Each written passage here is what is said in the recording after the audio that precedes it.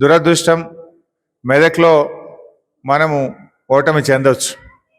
కానీ మీరు బాగా కష్టపడ్డారు. నిజానికి ఎన్నో గోబల్స్ ప్రచారము, ఎన్నో తప్పుడు ప్రచారాలు చేసినప్పటికీ కూడా వాటిని తిప్పికొడుతూ ప్రతి ఊర్లో కూడా మీరందరూ కూడా బాగా కష్టపడి పనిచేసినారు. సరే, మీ కష్టం ఉట్టకపోదు.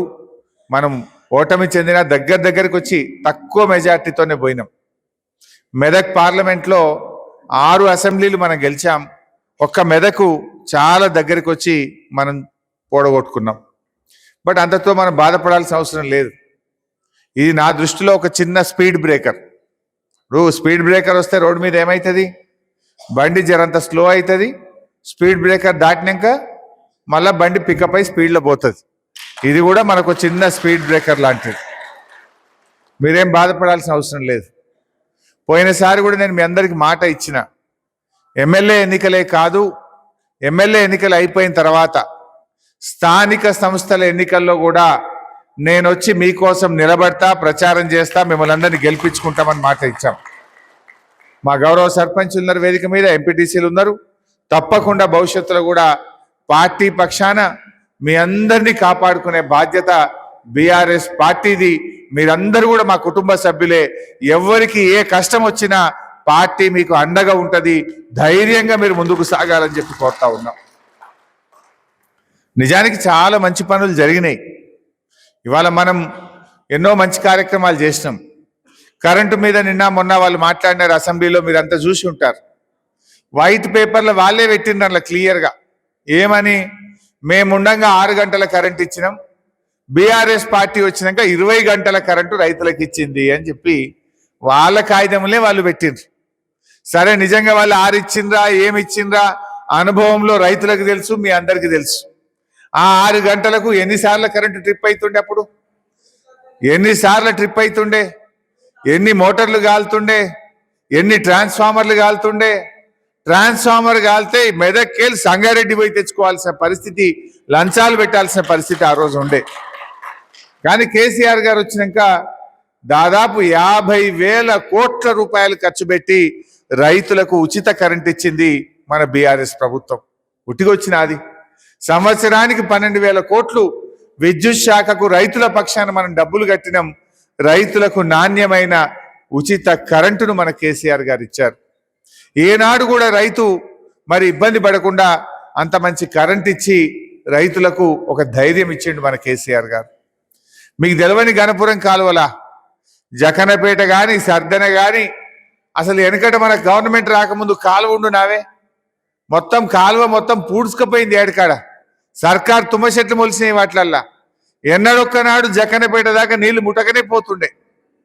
ఆ ఇచ్చే నీళ్ళకు కూడా హైదరాబాద్ పోయి ధర్నాలు చేస్తే ఆ ఎంఎన్ కెనాల్లో, గన్పూర్ కెనాల్లో నీళ్లు వదులుదురు. ఎంత కొట్లాట ఉండే. అసలు మన గవర్నమెంట్ వచ్చినాక ఎప్పుడన్నా గణపురం కెనాల్లో, ఎఫ్ఎం కెనాల్లో, ఎంఎన్ కెనాల్లో నీళ్లు వదలాలని రైతు ఎప్పుడన్నా రోడ్డెక్కినాడే? జీబు కట్టుకొని హైదరాబాద్ పోవాల్సిన పరిస్థితి వచ్చినాదే? అంటే ఏ రోజు కూడా రైతుకు ఇబ్బంది కాకుండా మరి గణపురం కెనాల్ నీళ్లు చక్కగా ఏ రకంగా నీళ్లు అందించినామో కూడా మీ అందరికీ తెలుసు. హైదరాబాద్కు గోదావరి నీళ్లు తెచ్చినాం. సింగూరు నీళ్లను మెదక్ ప్రజలకు అందించింది మన బీఆర్ఎస్ ప్రభుత్వం, మన బీఆర్ఎస్ పార్టీ. 2 పంటలు మంచిగా పండినాయి. చిట్ట చివరి కెనాల్ దాకా నీళ్ళు రాలేదా? ఇప్పుడు సర్దనకు రాలేదా? జకనపేటకు రాలేదా? 2 పంటలు వండలేదా? దయచేసి మీరు ఆలోచించాలి. ఇది చర్చ పెట్టండి ప్రజల్లో. ఏం చేసిండ్రు అని కొంతమంది మాట్లాడుతుండ్రు. మరి మీ హయాంలో ఎందుకు కాలువలు పూడుకపోయినాయి? మీ హయాంలో సర్కార్ తుమ్మ చెట్లు ఎందుకు మొలిచినాయి? మరి బీఆర్ఎస్ గవర్నమెంట్ వచ్చినాక కాలువల్లో నీళ్ళు ఎట్లా వచ్చినాయో మన కళ్ళ ముందు మనకు తెలియదా? ఇది దయచేసి మనం ప్రజల్లో ఆలోచన పెట్టాలి. ఏనాడైనా చెక్ డ్యామ్ కట్టినారే వాళ్ళు? హల్దీ మీద మంచిగా 2 చెక్ డ్యాములు కట్టినాం. మంజీరా మీద ఒక చెక్ డ్యామ్, ఒక మీ మండలంలోనే 3 చెక్ డ్యాములు కట్టి ఇవాళ భూగర్భ జలాలు ఎంత పెరిగినాయో మీకు తెలుసు అని చెప్పి నేను మనవి చేస్తా ఉన్నా. రాలేదా? కొండపోచమ్మల నీళ్లు గేట్లు ఆబడితే కొండపోచమ్మ నీళ్ళు వచ్చి మీ హల్దీలో రేలమడుగు కానీ కూచన్పల్లి కాడ నీళ్ళు వచ్చి ఆగినాయా లేవా? సర్దనకు రాలేదా? మంజీరాల ఎండాకాలములో కూడా రేలమడుగులో, కూచన్పల్లిలో, సర్దన చెక్ డ్యాంలలో నిండు కుండలాగా నీళ్లు చూసినామా లేదా? మరొకడు మాట్లాడుతుండ్రు నిజంగా కాళేశ్వరం కట్టకపోతే కొండ పోచమ్మ సాగరే లేకపోతే ఎండాకాలములో సర్దన చెక్ డ్యాంలో నీళ్లు ఉంటాయా?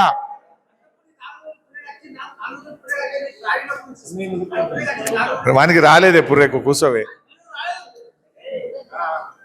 అంటే ఇవాళ మీరు ఆలోచించాలి, రేలమడుగులో అయినా సర్దనలో అయినా గా హల్దీలో గా మంజీరాలో మండు టెండల్లో నీళ్ళు వచ్చినాయంటే ఆ కొండపోచమ్మ సాగర్లో నీళ్లు వదిలితే బంగారముల 2 పంటలు పంటలే. వెల్దుర్తి మండలం కానీ లేదా ఎన్ని పంటలు ఎండిపోవు మనకు. యాసంగి పంట గుంజుకపోతున్నాయి నీళ్ళు అనగానే డైరెక్ట్ గా కేసీఆర్ గారికి ఫోన్ చేస్తుండే ఆడికెళ్ళి నీళ్లు రాగానే ఒక్క గుంట కూడా ఎండకుండా పంటలు పండినాయా లేదా ఒక్కసారి మీరు ఆలోచించాలని కోరుతా ఉన్నా. సో ఈరోజు రైతులంతా కూడా ఆందోళనలో ఉన్నారు. అయ్యో నీళ్ళు వస్తాయా రావా? అప్పుడేమో 3 ఎకరాలు ఉంటే 3 ఎకరాలు నాటేసిండ్రు, ఇప్పుడు 3 ఎకరాలు ఉంటే ఎకరమే నారుకొస్తురట. భయంలోకి వచ్చిండ్రు వాళ్ళు. ఏమో కరెంట్ ఎట్లుంటుందో, నీళ్ళు వదులుతారో వదలరో. అంటే ఆనాడు కేసీఆర్ ఉన్నప్పుడు ఒక నమ్మకం, బీఆర్ఎస్ పార్టీ అంటే ఒక విశ్వాసం ఉండే. సరే ఇవాళ రైతులు కొంత టెన్షన్లు కనబడుతున్నారు. ఇవాళ రైతు బంధు డబ్బులు, కరోనా వచ్చింది బైసా మీకు యాదుకుంటుంది.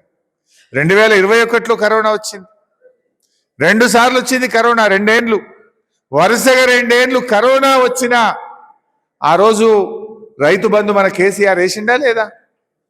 కష్టకాలంలో ఏమైంది? ఆ రోజు కరోనా వస్తే ఆదాయం నిల్లు, ఖర్చులు ఫుల్లు.